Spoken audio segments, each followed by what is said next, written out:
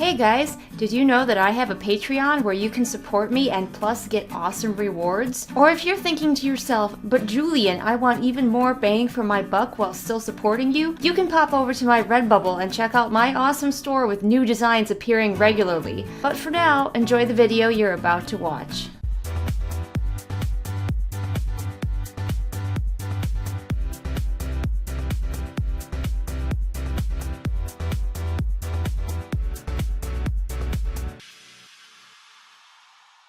Hey guys, it's me, Julian Greystoke. Today I'm wearing another one of my Scar shirts. I have a few.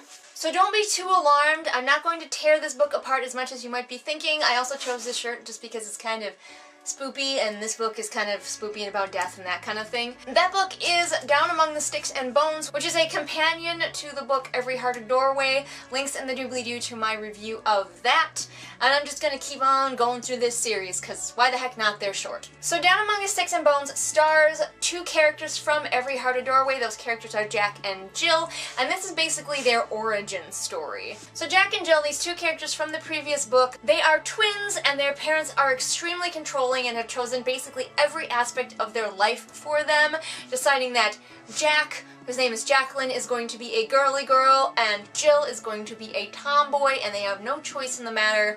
Their identities are chosen for them. But they find a doorway in the bottom of a trunk and go to this place called the Moors, where they wind up at the Master's castle, the Master being a vampire, and the girls part ways, ending with Jill remaining with the Master, and Jack going with a Frankenstein-esque mad scientist down to his lab. And basically this is the story of what happens to them there, and Jill's sort of descent into madness, as well as Jack coming into her own with this mad scientist doctor guy. As a mentor, not as a love interest, he's a mentor. Just making that out there because Jack is a lesbian! Yay! Lesbian romance in this story. Cool. Sort of. Except for, you know what happens in fantasy stories when girls love other girls?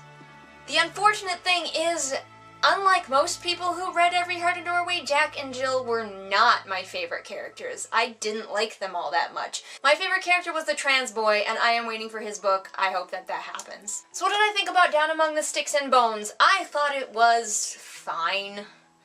Not good, not bad, just fine. I don't know if that's worse than me like hating a book or not, if it's just so meh. Now Jack is mostly the main character of this story. Jill does not get that much to do, and that was kind of disappointing. I would have liked it if it was more evenly split between the siblings. The whole beginning of this book, I don't know how much because I listened to it on audio, but it might have been even the first half, was just the backstory, exposition-y story of the girls growing up from when they were babies until they went into the doorway. And it was very removed, and it was just exposition. It was just how they grew up and how their world was sculpted by their very controlling parents.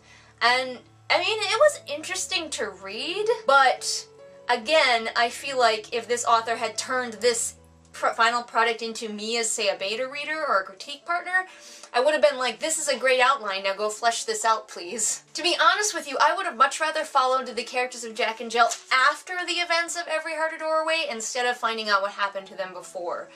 Because what happened in Every Heart a Doorway really has Jack and Jill set up to do some shit. And in this one, I kind of already knew their origin story, so I didn't really need to see it. Honestly, I didn't even need to read this book. I could have just summed it up in a few words, and those words are, it's a bad idea to force your children to conform to your ideals. I will say I think this book was marginally mechanically better than the first book.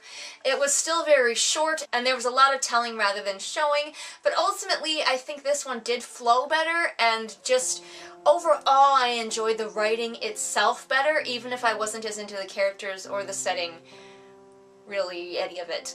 All of these books tend to be shallower than I generally like from a book. I mean, I know, what was I expecting? It's a novella, but still, it's frustrating when I look at these books and go, but these could have been really excellent longer books. They feel like they're so shallow. To me personally, a lot of people love these books. And I will say that if you read Every Heart a Doorway and you liked the characters of Jack and Jill, you'll probably really eat this up. And I know Jack and Jill were very popular characters in that first book. I will be reading Under the Sugar Sky at some point. I don't know when, because whatever. The whims of my TBR are like a leaf on a wind, just going wherever and smacking me in the face. So have you guys read Down Among the Sticks and Bones? What did you think about them? Comment below and let me know. Do you think I will enjoy Under the Sugar Sky if you've read it? Don't forget that I post new videos here Mondays and Fridays. If you like these videos but want to see them be higher quality, don't forget you can support me on Patreon. All of the money from my Patreon does go towards saving up for a new camera. So you can really think of it as investing in your own eyeballs. Don't forget, everyone, that all the links to my social media are in the doobly-doo, so go check those out.